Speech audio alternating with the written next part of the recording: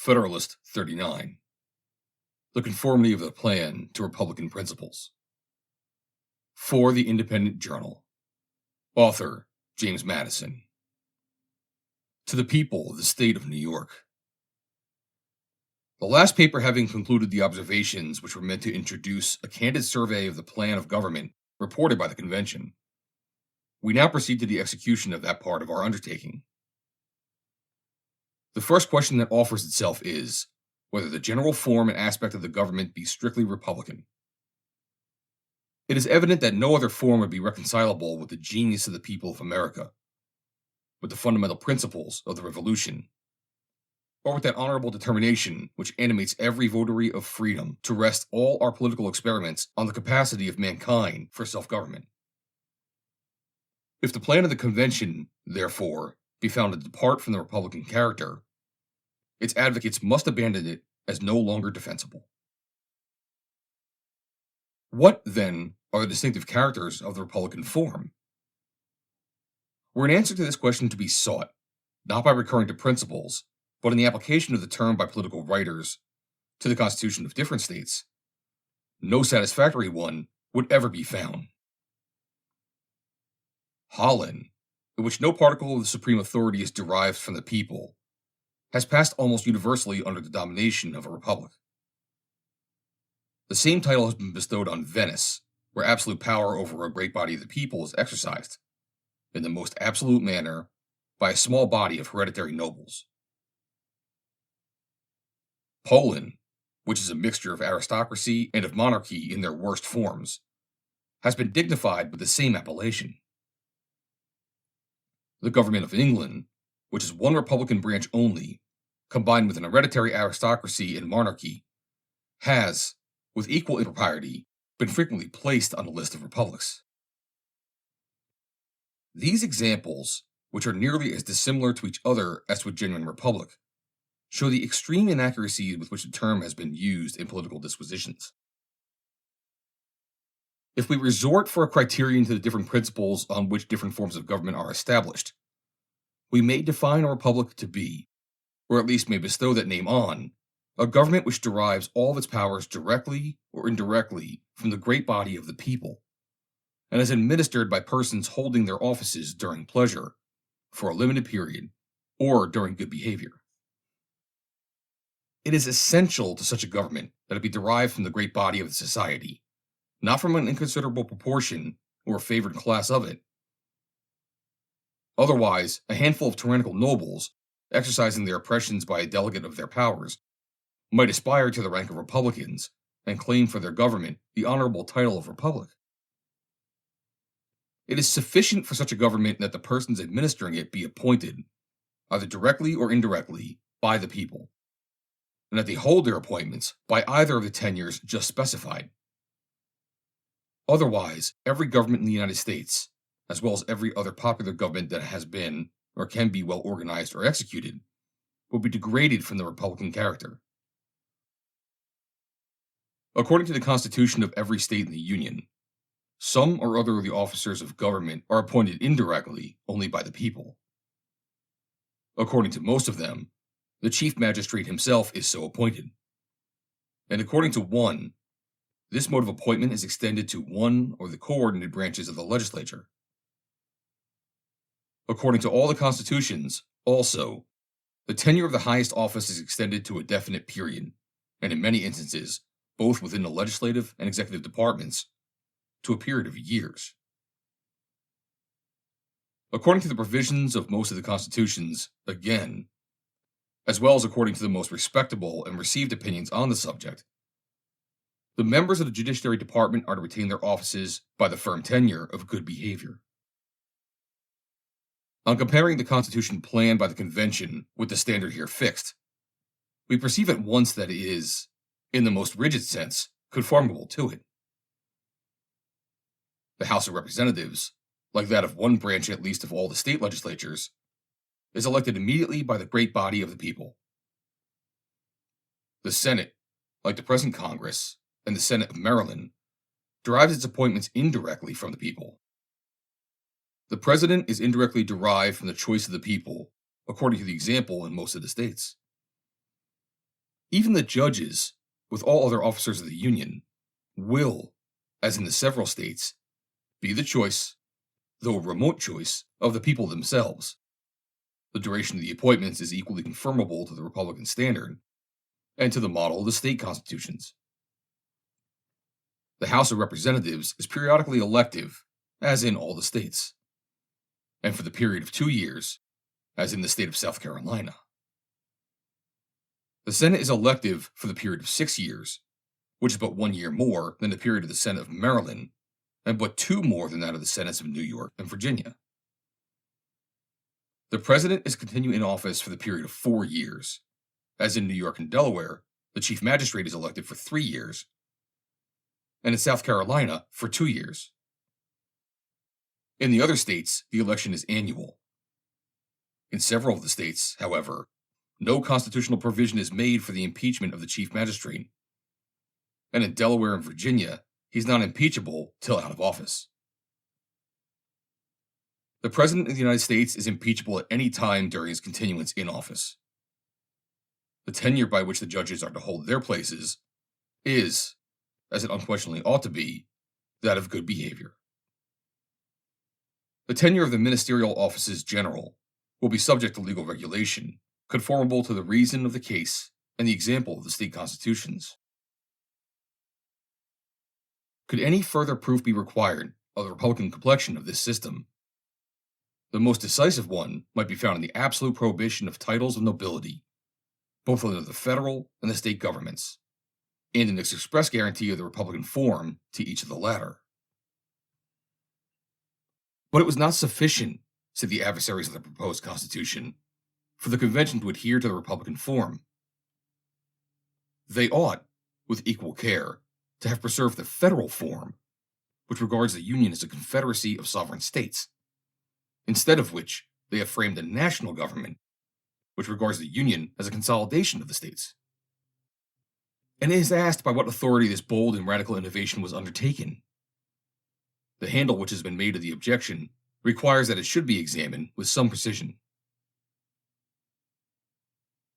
Without inquiring into the accuracy of the distinction on which the objection is founded, it will be necessary to a just estimate of its force. First, to ascertain the real character of the government in question. Secondly, to inquire how far the Convention were authorized to propose such a government. And thirdly, how far the duty they owed to their country could supply any defects of regular authority. First, in order to ascertain the real character of the government, it may be considered in relation to the foundation on which it is to be established, to the sources from which its ordinary powers are to be drawn, to the operation of those powers, to the extent of them, and to the authority by which future changes in the government are to be introduced. On examining the first relation, it appears, on one hand, that the Constitution is to be founded on the assent and ratification of the people of America, given by deputies elected for this special purpose. But, on the other hand, that this assent and ratification is to be given by the people, not as individuals composing one entire nation, but as composing the distinct and independent states to which they respectively belong. It is to be the assent and ratification of several states, derived from the supreme authority in each state, the authority of the people themselves. The act, therefore, establishing the Constitution, will not be a national, but a federal act. That it will be a federal and not a national act, as these terms are understood by the objectors. The act of the people, as forming so many independent states, not as forming one aggregate nation, is obvious from this single consideration, that is to result neither from the decision of a majority of the people of the Union, nor from the majority of the states. It must result from the unanimous assent of the several states that are parties to it, differing no otherwise from their ordinary assent than in its being expressed, not by the legislative authority, but by that of the people themselves. Were the people regarded in this transaction as forming one nation, the will of the majority of the whole people of the United States would bind the minority, in the same manner as the majority in each state must bind the minority. And the will of the majority must be determined either by a comparison of the individual votes, or by considering the will of the majority of the states, as evidence of the will of the majority of the people of the United States. Neither of these rules have been adopted. Each state, in ratifying the Constitution, is considered as a sovereign body, independent of all others, and only to be bound by its own voluntary act. In this relation, then, the new Constitution will, if established, be a federal and not a national constitution. The next relation is to the sources from which the ordinary powers of government are to be derived. The House of Representatives will derive its powers from the people of America, and the people will be represented in the same proportion and on the same principle as they are in the legislature of a particular state. So far, the government is national, not federal. The Senate, on the other hand, will derive its powers from the states as political and co-equal societies, and these will be represented on the principle of equality in the Senate, as they now are in the existing Congress. So far, the government is federal, not national. The executive power will be derived by a very compound source. The immediate election of the president is to be made by the states and their political characters. The votes allotted to them are in a compound ratio which considers them partly as distinct and co-equal societies, partly as unequal members of the same society. The eventual election, again, is to be made by that branch of the legislature which consists on the national representatives. But in this particular act, they are to be thrown in the form of individual delegations from so many distinct and co-equal bodies politic. From this aspect of the government, it appears to be a mixed character, presenting at least as many federal as national features. The difference between a federal and national government, as it relates to the operation of the government, is supposed to consist in this, that in the former, the powers operate on the political bodies composing the Confederacy, in their political capacities. In the latter, on the individual citizens composing the nation, in their individual capacities. On trying the Constitution by this criterion, it falls under the national, not the federal character, though perhaps not so completely as been understood. In several cases, and particularly in the trial of controversies to which states may be parties, they must be viewed and proceeded against in their collective and political capacities only. So far, the national countenance of the government on this side seems to be disfigured by a few federal features. But this blemish is perhaps unavoidable in any plan. In the operation of the government on the people, in their individual capacities, in its ordinary and most essential proceedings, may, on the whole, designate it in this relation a national government. But if the government be national with regard to the operation of its powers, it changes its aspect again when we contemplate it in relation to the extent of its powers.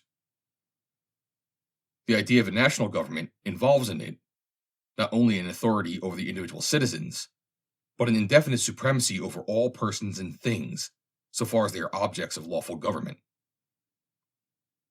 Among a people consolidated into one nation, the supremacy is completely vested in the national legislature. Among communities united for particular purposes, it is vested partly in the general and partly in the municipal legislatures. In the former case, all local authorities are subordinate to the supreme and may be controlled, directed, or abolished by it at pleasure. In the latter, the local or municipal authorities form distinct and independent portions of the supremacy, no more subject, within their respective spheres, to the general authority than the general authority is subject to them within its own sphere.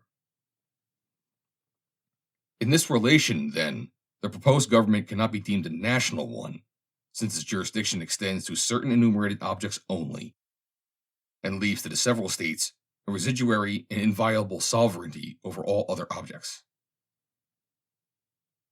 It is true that in controversies relating to the boundary between the two jurisdictions, the tribunal which is ultimately to decide is to be established under the general government.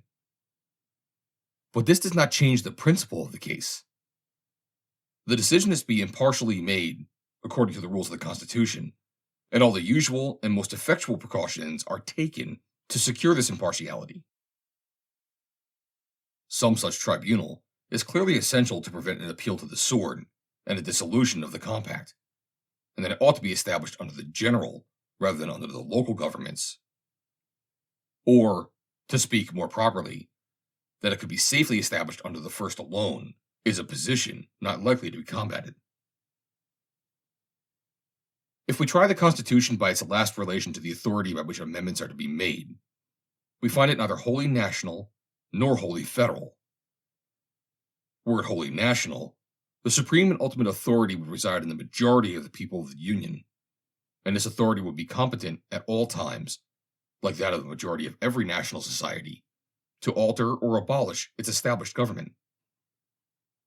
Were it wholly federal, on the other hand, the concurrence of each state in the Union would be essential to every alteration that would be binding on all.